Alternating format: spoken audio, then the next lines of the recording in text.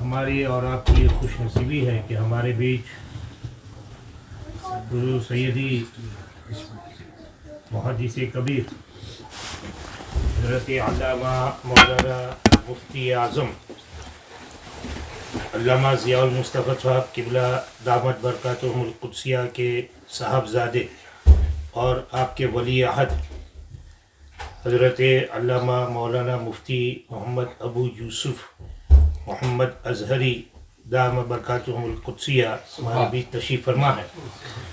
انشاءاللہ تبارک و تعالی آج ہم اور آپ ہمارے دوست اور عزیز محمد عمران قادری سلمہ کے گھر میں آج یہ مختصر سی محفل کا انعقاد ہوا ہے اور اس میں حضرت تشریف لائے۔ میں صاحب خانہ جناب محمد عمران بھائی کی طرف سے آپ کا بہت شکریہ ادا کرتا ہوں، مشکور ہوں کہ آپ تشریف لائے اور اس محفل میں آپ نے رونق بخشی، اور یقیناً علماء کرام کی زیارت ہم سب کے لیے باعث برکت ہے، اور آج حسن اتفاق ہے کہ ہمارے عمران بھائی اور حافظ چراغ صاحب کی والدہ محترمہ پچھلے سال 2 سال ہو گئے، یہ تیسرا سال ہے، اور یہ تیسری سالانہ برسی بھی آ رہی ہے، تو اس مناسبت سے الحمدللہ آج کی یہ محفل ہوئی ہے، اور یہ حسن اتفاق ہے کہ ایک طرف ان کی والدہ محترمہ کا تیسری سالانہ برسی کی فاتحہ خوانی بھی ہوگی، اور انشاءاللہ تعالی حضرت ولی عہد حضور مفتی محمد ابو یوسف اظہری دامہ برکاتہم القدسیہ کچھ اپنے مواضع حسنہ سے ہم سب کو نوازیں گے، اور انشاءاللہ تبارک و تعالی حضرت کا علم آپ کو اور ہمیں اس سے پتہ چلتا ہے کہ حضرت کی جو گفتگو ہوتی ہے وہ صاحب علم کی پہچان ہوا کرتی ہے، اور انشاءاللہ تعالی مجھے امید ہے، اور حضرت جو ہے اپنے نورانی کلمات سے ہم سب کے قلوب کو منور و مجلہ فرما رہے ہیں، تو آئیے حضرت کا استقبال ہم نعرہ تکبیر سے کرتے ہیں۔ نعرہ تکبیر، اللہ اکبر، نعرہ رسالہ، علماء اہل سنت، علماء اہل سنت، فیضان حضور محدث کبیر،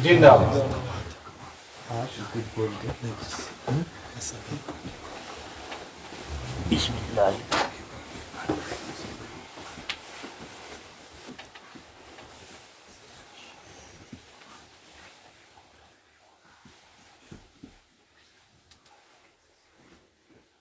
السلام علیکم ورحمۃ اللہ وبرکاتہ۔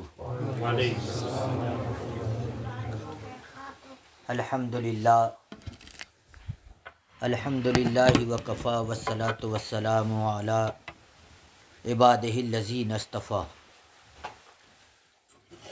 خصوصاً علی حبیبہ محمد المصطفیٰ وعلی آلہ واصحابہ اولی الصدق والصفا، اما بعد، فاعوذ باللہ من الشیطان الرجیم، بسم اللہ الرحمن الرحیم،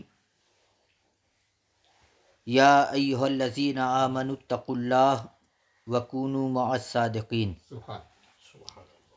صدق اللہ العلی العظیم وصدق رسولہ النبی الامین الکریم، ونحن علی ذلک لمن الشاہدین والشاکرین، والحمد للہ رب العالمین۔ آئیے سب سے پہلے ہم اور آپ مل کر رسول اکرم نور مجسم صلی اللہ علیہ وسلم کی بارگاہ عظمت میں نہایت ہی ادب و احترام کے ساتھ درود شریف کا نذرانہ پیش کرنے کی سعادت حاصل کریں۔ اللہم صلی علی سیدنا و مولانا محمد معدن الجود والکرم وعلی آلہ و اصحابہ وبارک وسلم، صلاۃ و سلاما علیک یا رسول اللہ، صلاۃ و سلاما علیک یا حبیب اللہ۔ رفیقان گرامی،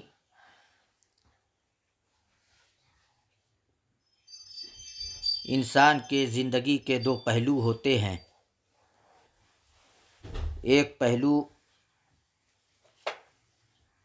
اس کے خوشی سے متعلق ہوتی ہے اور ایک پہلو اس کے غم سے متعلق ہوتی ہے.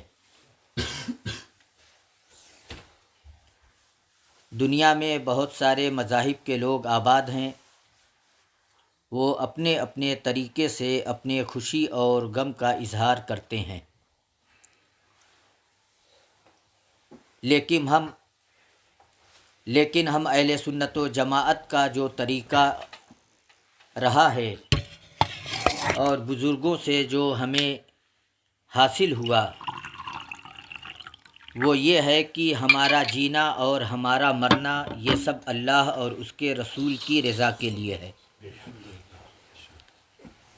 یہی وجہ ہے کہ جب ہمارے وہاں خوشیوں کا موسم ہوتا ہے تب بھی ہم اس خوشی کے شکرانے میں اپنے رب اور اس کے محبوب صلی اللہ علیہ وسلم کا ذکر جمیل کر کے اپنی خوشیوں کو دوبالا کرتے ہیں. اور جب کسی غم کا اور مصیبت کا سامنا ہوتا ہے تو اس وقت بھی ہم اللہ و رسول کا ذکر کر کے اپنے غم کو ہلکا کرتے ہیں اور اس کے علاج کو تلاش کرتے ہیں. اور یقیناً ہمارا ایمان ہے اس بات پر کہ اللہ و رسول کے ذکر سے خوشیوں میں اضافہ بھی ہوتا ہے اور غم کا مداوع بھی ہوتا ہے. آج ہمارے عزیز محترم مکرم عمران بھائی، اللہ ان کے علم اور عمل میں، ان کی عمر میں خوب برکت عطا فرمائے. ان کے والدہ ماجدہ کے وصال کی تیسری سالانہ فاتحہ خوانی کا بھی اہتمام کیا. اللہ ان کے قبر پر انوار و رحمت کی بارش فرمائے. کروٹ کروٹ انہیں جنت کی نعمتوں سے مالا مال فرمائے. ان کے درجات کو خوب بلند فرمائے اور ان کے جتنے بھی متعلقین ہیں سب کو جزائے خیر عطا فرمائے.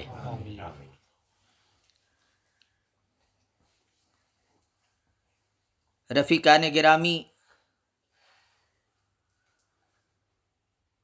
جب کسی کا وصال ہوتا ہے اور ملک الموت جب ان کی روح کو قبض کرتے ہیں تو وفات پانے والے کے متعلقین پر تو غم و اندوہ کا پہاڑ ٹوٹتا ہے. لیکن ملک الموت اس وقت جو ارشاد فرماتے ہیں اسے اپنے سینے میں قید کرنے کی ضرورت ہے. وہ ارشاد فرماتے ہیں جانے والا تو ایمان کی سلامتی کے ساتھ گیا، اس کے جانے پر تمہیں افسوس کیوں ہے؟ ہم تو اس گھر میں آتے جاتے رہیں گے، تم اپنی فکر کرو. ہمارا تو یہاں آنا جانا رہے گا. جانے والا ایمان کی سلامتی کے ساتھ چلا گیا. تم اپنی فکر کرو کہ دنیا میں تم اپنے ایمان کی حفاظت کا بندوبست کیسے کرو گے. اس سے ہم یہ نتیجہ نکالتے ہیں کہ ظاہری طور پر اگرچہ غم ہوتا ہے لیکن سب سے بڑی جو خوشی کی دولت یہ ہے کہ جانے والا گیا ہے تو اللہ و رسول کی رضا کے لیے گیا اور وہ اللہ کی رحمتوں میں اور اس کی نعمتوں میں مصروف ہے اور اسی سے وہ نعمتیں پا رہا ہے، اللہ کی رحمتوں میں ڈوبا ہوا ہے. اور یہ بھی سبق ملا کہ ہمیں ہمہ وقت اپنے ایمان کی فکر کرنی چاہیے. دنیا میں جو سب سے عظیم دولت ایک انسان کو ملی ہے وہ ہے ایمان کی دولت. دنیا کی بہت ساری دولتیں ہیں، ہر دولت کی حفاظت کے بندوبست میں انسان ہر وقت مصروف رہتا ہے. جس کو ہم اپنی محنت سے، اپنی کاوش سے، خون پسینے سے حاصل کرتے ہیں، اس کی حفاظت کے لیے تک و دو کرتے ہیں، اس کے لیے مشقتیں اٹھاتے ہیں، اس کے لیے صعوبتوں کو برداشت کرتے ہیں، لیکن ایمان جیسی قیمتی جو چیز ہے، اللہ نے اپنے فضل سے جو عطا فرمایا، اس کی حفاظت کے تئیں سے جب ہم اس معاشرے میں آج کے حالات میں غور کرتے ہیں تو لوگ بہت غیر ذمہ داری کا مظاہرہ کرتے ہیں۔ ایک مثال سے میں یہ سمجھا دوں کہ ایک آدمی اگر نیا موبائل لیا، آئی فون لیا، اینڈرائیڈ لیا، جو بھی، تو اس کی اسکرین کی حفاظت کے لیے اس پہ گلاس لگاتا ہے اور پروٹیکٹر لگاتا ہے، معلوم نہیں کیا کیا انتظام کرتا ہے کہ نیا موبائل ہے، اس کے اسکرین پہ خراش آ جائے تو عیب لگے گا، خراب محسوس ہوگا، اچھا نہیں لگے گا، کور سے سجا دیتا ہے۔ کیوں؟ صرف اس لیے کہ یہ نیا رہے اور اچھا دکھے۔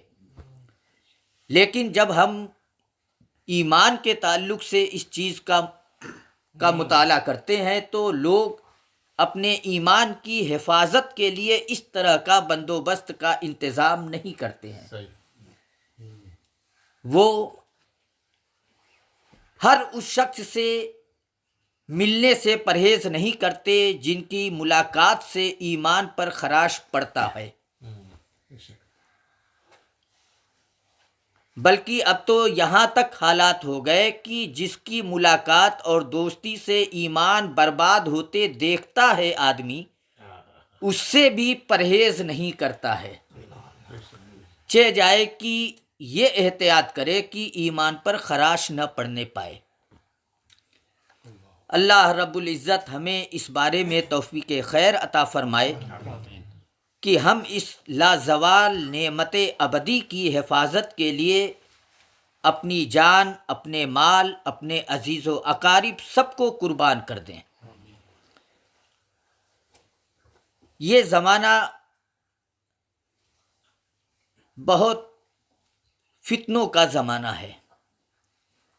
آج آپ دیکھتے ہوں گے کہ اسلام کے نام پر کلمہ پڑھنے والے بہت ایسے لوگ بھی ہوتے ہیں جو صحابہ اور اہل بیت میں جدائی کرتے ہیں اور ان کے درمیان فرق بتاتے ہیں، جبکہ ہم اہل سنت و جماعت کا یہ عقیدہ ہے کہ جہاں اہل بیت کی محبت ایمان کا حصہ ہے، وہیں صحابہ کی اقتداء اور ان کی پیروی بھی ایمان کا حصہ ہے۔ ایک سکے کے دو رخ، اگر ایک رخ غائب ہو گیا تو وہ سکہ مارکیٹ میں نہیں چلے گا۔ تو پھر کوئی یہ کیسے سمجھ لیتا ہے کہ صحابہ کا دامن پکڑ کے اہل بیت کو چھوڑ دے یا اہل بیت کا دامن پکڑ کے صحابہ کو چھوڑ دیں اور ہمارا سکہ اور ہمارا ایمان اللہ اور رسول کی بارگاہ میں چل جائے گا؟ یہ کیسے ہو سکتا ہے؟ جب ایک دنیا کا ڈھالا ہوا سکہ نہیں چل سکتا ہے تو پھر اللہ و رسول نے جو اصول مرتب کر دیے ہیں اپنے بندوں کے لیے، اپنے غلاموں کے لیے، تو ان اصول کو چھوڑ کر پھر ہم ان کی بارگاہ میں اپنے ایمان کو شرف قبولیت کیسے بنا سکتے ہیں؟ اس لیے اس طرح کی جو باتیں کرتے ہیں ان سے پرہیز کرنے کی اور ان سے دور رہنے کی ضرورت ہے۔ میں ایک حدیث سے آپ کو سمجھا دوں۔ میرے آقا صلی اللہ علیہ وسلم ارشاد فرماتے ہیں، میرے اہل بیت کی مثال نوح علیہ السلام کی کشتی کی طرح ہے، جو اس کشتی پر سوار ہوا وہ نجات پا گیا اور جو اس کشتی سے اتر گیا وہ ہلاک ہو گیا۔ اب طوفان نوح کی تفصیل آپ حضرات کو معلوم ہوگی، اور نہیں تو پھر آج تو انسائکلوپیڈیا کا زمانہ ہے، اس پہ سرچ کر لیں۔ میں بس ایک یہ مختصر سی مثال سے سمجھانا بس یہی چاہتا ہوں کہ میرے آقا نے اپنے اہل بیت کے بارے میں فرمایا کہ جو ان کی محبت میں رہے گا، جو ان کی عقیدت میں جیے گا، وہ لوگ کامیاب ہو جائیں گے، اور جو ان سے نفرت کرے گا، عداوت کرے گا، وہ لوگ ہلاک ہو جائیں گے۔ یہ تو اہل بیت کی تعریف فرمائی۔ اپنے صحابہ کے بارے میں میرے آقا ارشاد فرماتے ہیں، ان اصحابی کالنجوم، اصحابی کالنجوم بأیہم اقتدیتم اہتدیتم۔ میرے صحابہ نجوم ہدایت ہیں، ہدایت کے مینار ہیں، ہدایت کے ستون ہیں، ہدایت کے قائدین ہیں۔ ان میں سے جس کسی کی پیروی کرو گے تم کامیاب ہو جاؤ گے۔ جب میرے آقا ان کے بارے میں فرما رہے ہیں جس کسی کی پیروی کرو گے، یہ نہیں فرما رہے ہیں کہ اے میرے امت کے لوگوں تم ابو بکر کی پیروی کرو گے تو کامیاب ہو جاؤ گے، عمر کی پیروی کرو گے تو کامیاب ہو جاؤ گے، عثمان کی پیروی کرو گے تو کامیاب ہوگے، علی کی پیروی کرو گے تو کامیاب ہوگے۔ نام نہیں ارشاد فرما رہے ہیں، کسی ایک ذات کو اس کامیابی کے ساتھ خاص نہیں کر رہے ہیں، بلکہ یہ ارشاد فرما رہے ہیں جس کسی صحابی کی پیروی کرو گے تم کامیاب ہو جاؤ گے۔ صحابی کا مقام و مرتبہ ہم اور آپ کبھی سمجھ ہی نہیں پائیں گے۔ آج بہت آسانی سے لوگ صحابہ کی شان میں گستاخی کر دیتے ہیں، لیکن ذرا آئیے ہم اپنے شیخ کامل، شیخ طریقت، قطب الاقطاب حضور سیدنا غوث اعظم رضی اللہ تعالی عنہ کی بارگاہ میں چلتے ہیں اور ان سے پوچھتے ہیں کہ صحابی کا مقام و مرتبہ کیا ہے۔ کسی نے حضور سیدنا غوث پاک سے پوچھا کہ حضور صحابہ کا مقام و مرتبہ کیا ہے، آپ بیان فرمائیں۔ ارشاد فرماتے ہیں تم صحابہ کا مقام و مرتبہ پوچھتے ہو، سنو، صحابہ نے جن گھوڑوں کی پیٹھوں پر بیٹھ کر راہ خدا میں جہاد کیا ہے، ان گھوڑوں کے ٹاپوں سے اڑنے والی دھول اگر عبد القادر کو مل جائے تو خدا کی قسم اسے اپنی آنکھوں کا سرما بنا لے۔ سوچئے کہ صحابہ جن گھوڑوں کی پیٹھ پر بیٹھ گئے، ان کے پیر سے اڑنے والی دھول کا یہ مقام ہے کہ قطب الاقطاب جن کی بارگاہ سے ولایت تقسیم ہوتی ہے، وہ ارشاد فرما رہے ہیں کہ عبد القادر آنکھوں کا سرما بنا لے، تو ان گھوڑوں کا مقام و مرتبہ کتنا ہوگا، اور پھر صحابہ کا مقام و مرتبہ کتنا ہوگا۔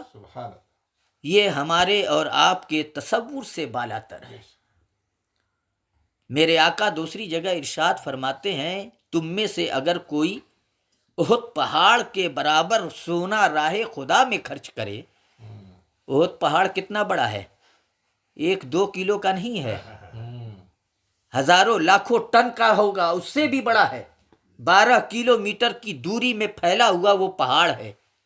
ذرا سوچئے کتنا بڑا پہاڑ ہوگا، اتنا وزن سونا اگر کوئی پا جائے تو جگر بھی چاہیے راہ خدا میں خرچ کرنے کا، سمجھ گئے، جگر بھی مل گیا اللہ کی طرف سے کہ اتنا سخی ہے کہ جو کچھ ہے سب راہ خدا میں خرچ کر دیتا ہے۔ لیکن صحابہ نے اپنے دست مبارک سے جو آدھا سیر جو نکال دیا ہے راہ خدا میں، اس جو کے ثواب کے برابر اس کا ثواب نہیں پہنچ سکتا۔ سوچو اس جو کے آدھا کلو جو کی کیا حیثیت ہے، آدھا کلو جو اور ہزاروں لاکھوں ٹن کا پہاڑ، کوئی مقابلہ ہے؟ لیکن صحابہ نے جو نکال دیا اپنے ہاتھوں سے تو اس جو کے ثواب کے برابر نہیں پہنچ سکتا۔ تو جب جو کے ثواب کے برابر نہیں پہنچ سکتا تو جو کے برابر کیا خاک پہنچے گا؟ جب جو کے برابر بھی نہیں پہنچ سکتا تو جن ہاتھوں سے نکلا ہے جو، ان ہاتھوں کے برابر کیسے پہنچ سکتا ہے؟ اور جو ہاتھ صحابہ کا ہے جب ان کے ایک ہاتھ کے برابر نہیں ثواب یہ اتنی عظمت نہیں رکھتا ہے تو صحابہ کے برابر کوئی عظمت رکھے گا؟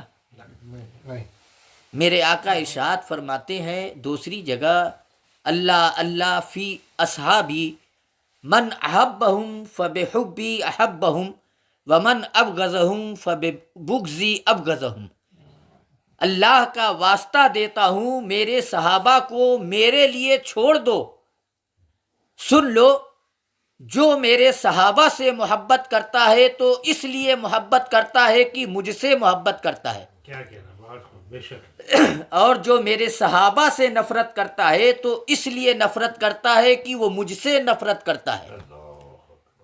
اللہ اکبر! اتنی بڑی بشارت اور اتنی بڑی وعید میرے آقا نے بتا دی کہ صحابہ سے محبت دراصل مجھ سے محبت ہے اور صحابہ سے نفرت دراصل مجھ سے نفرت ہے۔ تو جو لوگ صحابہ کی شان میں گستاخیاں کرتے ہیں، اس حدیث سے وہ اپنے ایمان کو تولیں اور اپنے ایمان کا وہ جائزہ لے کہ ان کے ایمان کا کیا حال ہے۔ بہرحال جو حدیث میں نے بیان کی تھی کہ صحابہ کو اللہ کے رسول صلی اللہ علیہ وسلم نے نجوم ہدایت اور معیار ہدایت قرار دیا، اور ایک طرف اپنے اہل بیت کے بارے میں یہ فرمایا کہ وہ لوگ اہل بیت جو ہے سفینہ نوح کی طرح ہیں۔ یہ بظاہر دو حدیثیں ہیں، لیکن جب آپ اس میں غور کریں گے تو ان دونوں حدیثوں میں بڑا گہرا تعلق ہے، یہ ایک دوسرے سے جدا ہو ہی نہیں سکتے۔ ایک زمانہ وہ تھا جب سمندروں کا سفر کشتیوں سے کیا جاتا تھا، تو سمندر کے سفر سے حفظ و امان کے ساتھ اپنی منزل مقصود تک پہنچنے کے لیے ایک کشتی کا ہونا ضروری ہوتا کہ اس کشتی پر وہ بیٹھ جائے، اور اس پر بیٹھ کر سمندر میں اترنے کے لیے اب وہ آسمان کے ستاروں کی رہنمائی سے اپنے منزل مقصود کی سمت کو طے کرتا تھا۔ جو لوگ کشتی میں بیٹھ جاتے اور آسمانوں کے ستاروں کی رہنمائی حاصل نہیں کرتے، وہ بھی سمندر میں چکر لگاتے لگاتے ہلاک ہو جاتے، اور جو لوگ آسمان کے ستاروں کو دیکھتے ہوئے سمندر میں ایسے ہی بغیر کشتی کے اتر جاتے، وہ بھی ڈوب کر ہلاک ہو جاتے۔ تو میرے آقا یہ بتانا چاہتے ہیں کہ اے لوگو، یہ دنیا ایک سمندر کی طرح ہے، اس دنیا سے اگر اپنی منزل مقصود ایمان کی حفاظت کے ساتھ جنت میں جانا ہے تو میرے اہل بیت کی کشتی پر سوار ہو جاؤ اور میرے صحابہ کے اصول پر چلتے رہو، تم لوگ جنت میں پہنچ جاؤ گے۔ اب سوچئے کہ اسی لیے تو سرکار اعلیٰ حضرت عرض کرتے ہیں کہ اہل سنت کا ہے بیڑا پار، اصحاب حضور نجم ہے اور ناؤ ہے اطرت رسول اللہ کی۔ اس لیے میرے عزیزوں، اس وقت جو ہماری سب سے بڑی ذمہ داری ہے وہ ہے اپنے ایمان کی حفاظت کرنا۔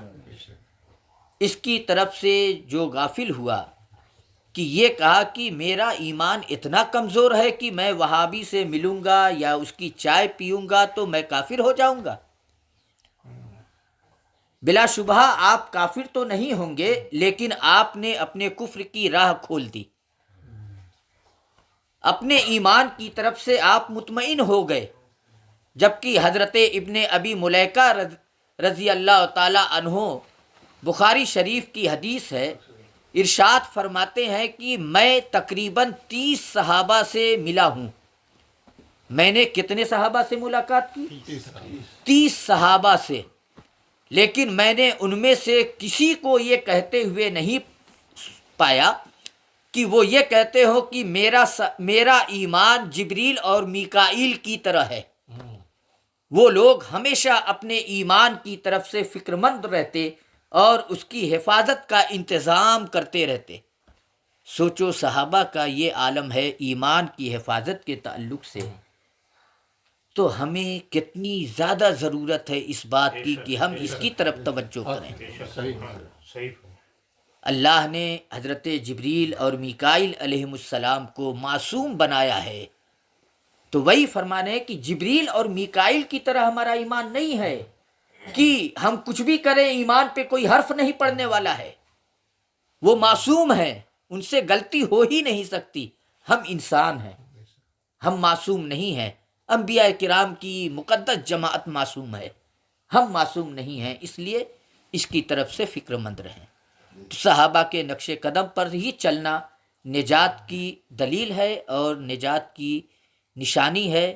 اس لیے ضرورت ہے اس بات کی کہ ہم لوگ صحابہ اور اہل بیت دونوں سے محبت کریں تاکہ ہمارا ایمان محفوظ رہے اور ایمان کا توازن بھی برقرار رہے۔